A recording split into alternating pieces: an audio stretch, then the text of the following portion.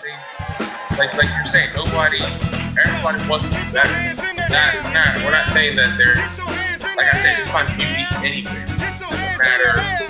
Like if you're from the poorest area of wherever you live to the most wealthy and affluent area, you can find beauty anywhere, and you can find trouble anywhere. But at the same time, you want to do better. You want to raise the standard of how you treat people, how you love, how you live, financially, socially, and that is the what people they necessarily outside people don't think of that towards you. They think I heard of this area, and so this is how you're supposed to act. I know Kevin Durant is from PG County, therefore you can ball. Like you can play basketball. Like what? No. Like I mean, I can shoot a basketball, but I'm not Kevin Durant. I didn't go on the AAU circuit, and I'm not 7'1" and 6'10". But that's and that we can see how stereotypes are played throughout wherever you live. Doesn't matter. We're just talking about our experience, very similar but also very different of growing up in this county, beautiful county, very diverse. I didn't know how diverse it was until we moved out to Bowie. And just like geographically, like I grew up right towards the Beltway, like literally the next go over the county line, you're in DC, you're in Southeast DC. And so that was what my world was. And then we came out to Bowie, and I thought it was farmland. Like, what in the world? And I went to like the Upper Marlboro Croom area, and like it's like rural. Like, you have people who don't have neighbors for maybe half a mile, quarter of a mile.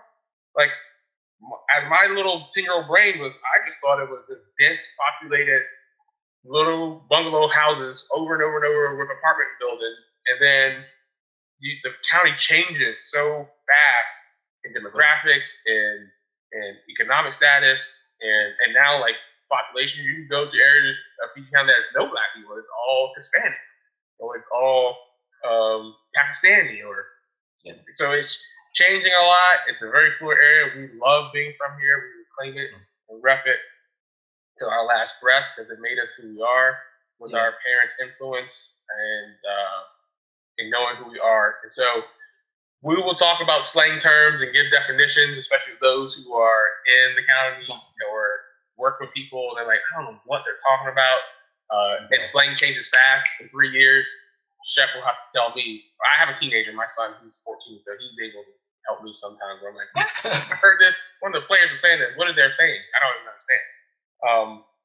But it's just where you're from in the area, and it definitely affected how people looked at us and received us.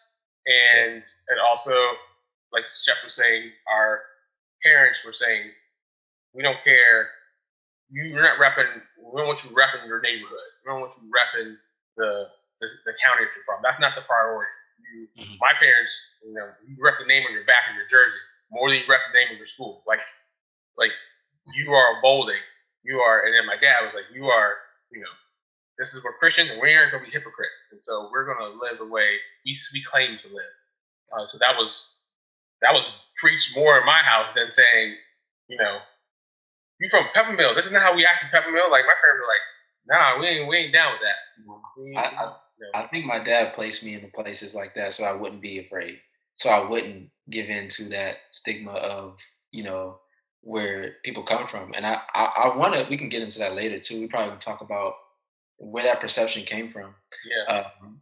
Just a little bit more. But, I credit my dad for that because when you're a kid and, like Dion said, like I live in Upper Marlboro, but you take a 10 to 15-minute ride down 202 and you're going to get closer and closer and things start to change. Like houses get smaller, you see check cash and you see all these places and you see like these rundown looking places, and as a kid you watch movies and things and places like that where gun violence happens and things like that happen, and that's what you see on the news when somebody going to jail. So naturally there's a fear instilled in you. It was for me. Like anytime we crossed in DC, I thought I was gonna get shot. Honestly, for the longest time, when I crossed into the DC line, I was very nervous because it's a clear divide. Like in 1995 to like early 2000s, DC was still DC. Like it was like you knew Murder Southeast was capital, the one of the place top. you didn't want to be when you were young.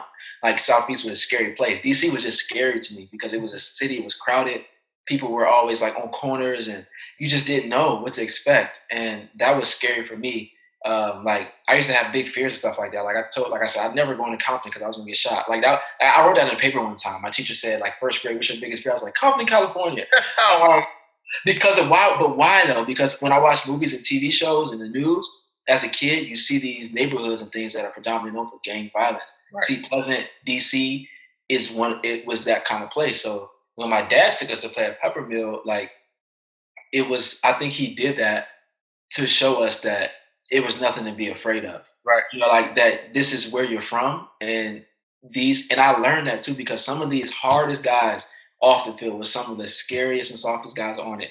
Like I'm like, dude, you'll go run into a liquor store with a gun, but you won't tackle this guy right. that plays for Bowie.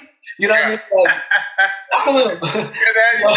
even in the county, he plays for Bowie. So He what? plays for Bowie. Like, that's exactly like Bowie and Laurel were like weird. There's an inter-county stigma too, bro.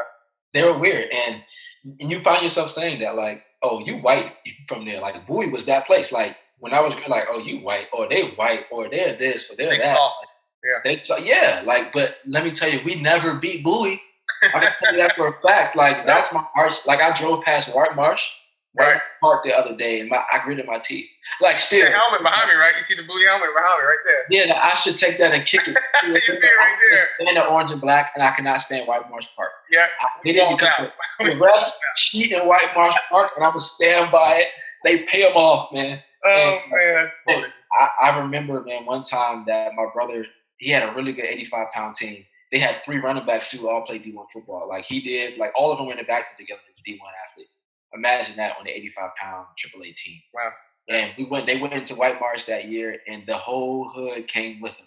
And when I tell you, it was literally the cowbells versus just the rowdy, crazy, and it was like 2 different worlds, man. Like I remember that, like I was like this tension, it was just like Bully playing, and goes, ding, ding, ding, ding, ding. Yeah. And then Peppermint makes playing, they cussing and doing all kind of stuff. Like I'm like, okay, this is different, and just stuff like that, man. It's just like that dynamic that we grew up in. And my dad always did a good job. My parents did a good job of like not allowing us to have the same perception that the news had. So like, like if I said my hair was nappy, my mom would smack me in the back of the head and say, no, it's not. Like you don't have nappy hair just because your hair is black and you gotta pick it. It's not nappy, and you're not, you're not ghetto because you're from here, or that's not a ghetto place. Like don't say that's ghetto or like whatever. Like my mom was very good about that stuff. And she taught us that, again, like you appreciate where you're from and the culture, like it's nothing wrong with it. Though, there are things you gotta be smart, of course, but certain places where you do have to be smart. You still like me and Dione will probably get into that too. All your heights and we'll give you guys just a roadmap, but still, like that's just some of the things that I'm growing up that I've noticed, but we'll definitely hit some more, I guess, specific topics talking about just, a wide range of things. For sure. We're going to keep PG as we talk about being from the county, and then when we talk about some more edgier, controversial issues or whatever, it's my favorite. We'll keep it PG and talking about it as well. So that's a snippet of who we are, a little bit of our background, very small. Even though we talked for about 40 minutes or so, that's a very small snippet of our background. Shep probably said some things, and you're like, wait, you can't just gloss over. You didn't just say that about the dad. I'm like, what? Like, yeah, we will get back to that. Things of that sort. So we'll tell more of our story and what it means to us to be from the county. We have a short segment that we're taking from another series that does it as for kids, from a kids show. But I've heard another podcast, they call it Fair or Foul. We're gonna call it Two Rights or Two Wrongs. So the way it goes, either you're wrong. You know how you're wrong, you're like dead wrong, like you're wrong, like you're wrong, you real wrong, you're wrong. Then you got wrong or right, you were wrong, but you were still right. Yeah. Then you got right, wrong, you were right, but you did it for the wrong reason. And then you got right, like, nah, you right. How you say it right. So, all right, so this is me asking Shep. So you're a married man, I'm a married man. I've been married. Let me do that because I did not do that. Again, acknowledging I am married to my beautiful wife. Okay. And I do have a 7-year-old daughter. And they're like, wait a minute, you're 24. Again, Yeah. you can't gloss over that, right? Yeah. Story behind all that. But yeah, Chef's married. Not necessarily newlywed, but still Yeah. newly married. So um, am I wrong, right, wrong, or right when it comes to when your wife asks your opinion for something and I don't give my honest opinion because I believe that her opinion trumps my opinion. So I don't really don't give my opinion. Yeah. Is that like wrong? Because because I'm not telling the truth, or am I right? Because that's like the best way to like you know Yeah. not keep peace, but like I'm in this moment where we're redoing our house, and renovating it, and my wife asked me about colors and carpet, and I do have an opinion. Like I have a way that I would like to do it. So when she asked me, I feel like she's really not asking me my opinion. She's asking me about her opinion, Yeah. my opinion on her opinion. Yeah. And so I don't share my opinion, and then we can get a tip of like, why would you just tell me what you like? So then we go around and around like. So am I wrong for not giving my honest opinion, even though she asked for it? Am I right? You're wrong for not giving your opinion, but I understand why you didn't. Am I wrong? Like, bruh, like you right, but you still wrong for doing it, or you're right for not doing it. What do you say? I would say that's one of those wrong rights. Okay. I'll say that.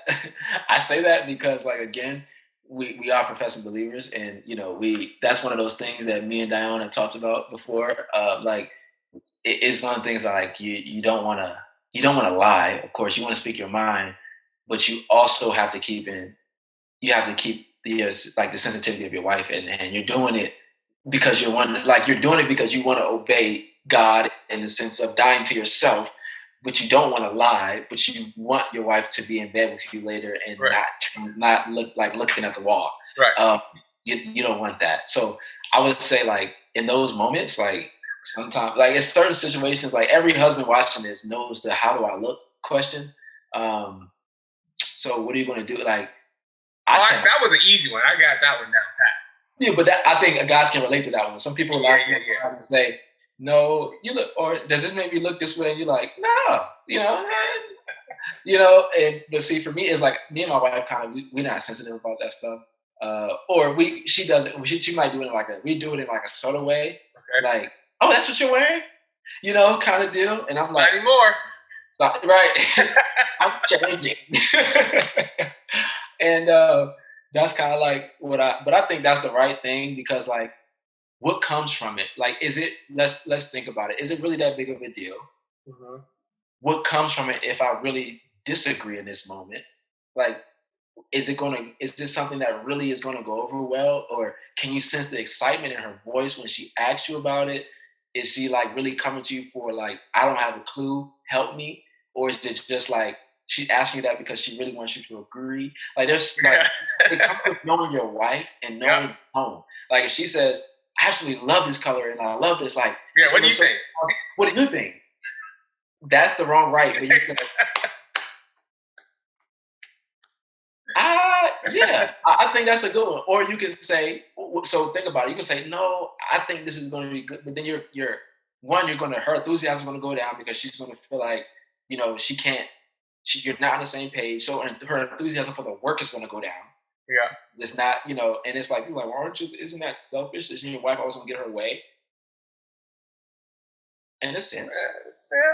We die to ourselves often. Like, I mean, we do. And Yeah. I think in dying to ourselves, this is again a Christian principle, but dying to ourselves, when our wives realize that, and then that's when they begin to see consider what we want too. Like, when we are putting them above ourselves, say, like, in a bigger situation, like paint, but then in a bigger situation, like, when it comes to discipline about kids or when it comes to things like that, they kind of defer, because we are more like, allowing them. So then they come to us kind of like, what do you think? Really, honestly, in that moment, that's when you kind of Hmm. get that thing and they want to work with you. But like if everything that she comes to you with, it's like, no, like I don't like that. Like you're not gonna like everything. Like me and my wife argued about ricotta cheese in the grocery store aisle when we first got married because my mom didn't make lasagna with ricotta cheese.